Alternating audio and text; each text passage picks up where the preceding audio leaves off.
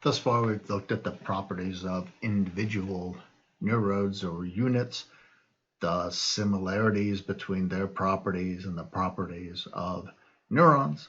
We've looked at how those neural systems can be organized out of those individual units to create, in effect, computational devices in the same way that neurons can be assembled together to create a computational device. Now we want to look at representations. How is it that such systems represent things? And we want to talk about specifically, in this case, representations for the input layers and the output layers, inputs and outputs. And we'll do that by talking about vector coding sort of specifically. We'll distinguish between distributed and local representations of objects, properties, and relationships within that framework of vector coding, and then talk about the role of compositionality and how the compositionality of vector coding differs from that of something like a language. So the nervous system and our neural network systems are going to represent by altering firing rates or activation for different neurons.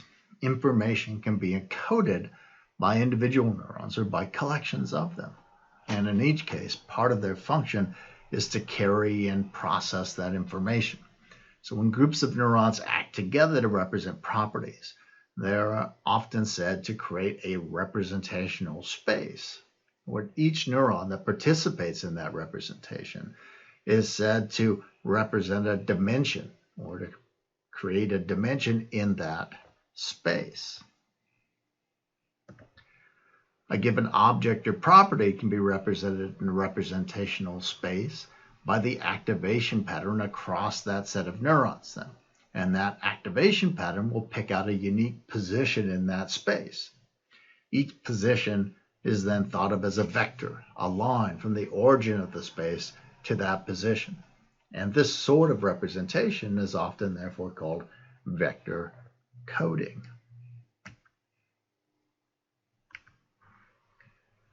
Now, vector coding has three important elements. You have to have multiple dimensions, multiple units. Each dimension has to have more than one value, and those values have to take on a metric, greater than or less than. So here's an example from Paul Churchland. This would be a representation of taste within a taste space.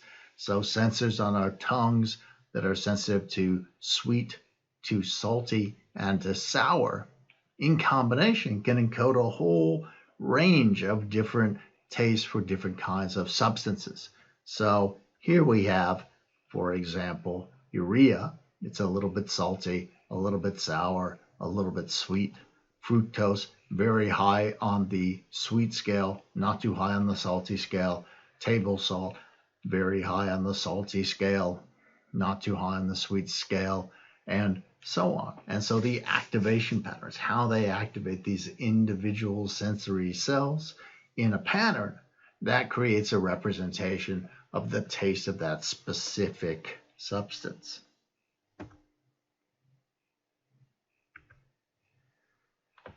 Similarly, we can use color opponency to represent colors in a color opponency space. And here we have one dimension, which is white, black. So black is all the way down here, white is all the way up here. White, black, gray is in the middle. We have a red-green opponency, such that red is over here on this side, green is over here on this side, and then their intermediate yellow would be over here on this side. And similarly, we have a yellow-blue dimension. Yellow would be over here, blue would be over here. And we can represent all sorts of different colors, as this diagram illustrates, in virtue of where it is on the black, white, red, green, and yellow, blue opponency scale that this color happens to lie. So white is at the top of the white. It's neutral between green and red and blue and yellow. Whereas yellow is in between red and green, but it is all the way over here on the yellow side, and a light green would be halfway up between the black and white periphery, and so on.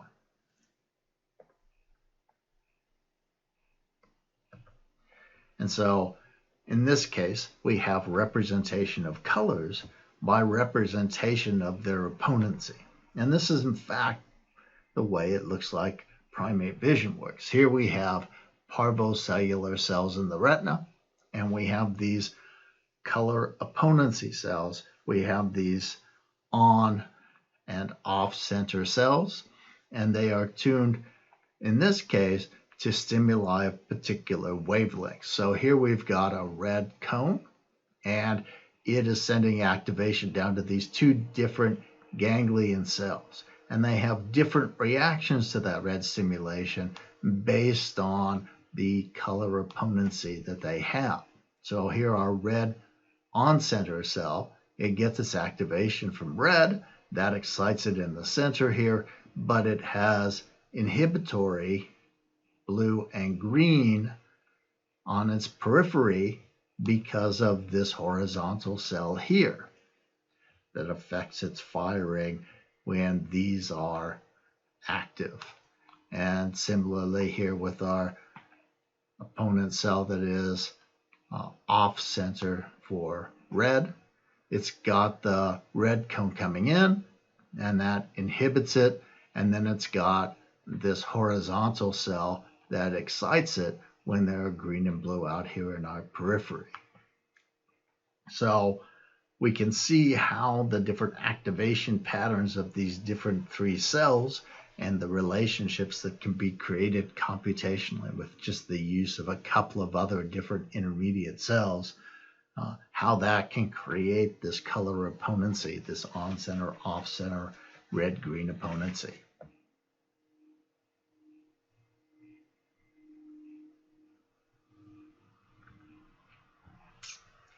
Now, neural network systems are going to represent objects and properties by activating units in a particular layer in some pattern.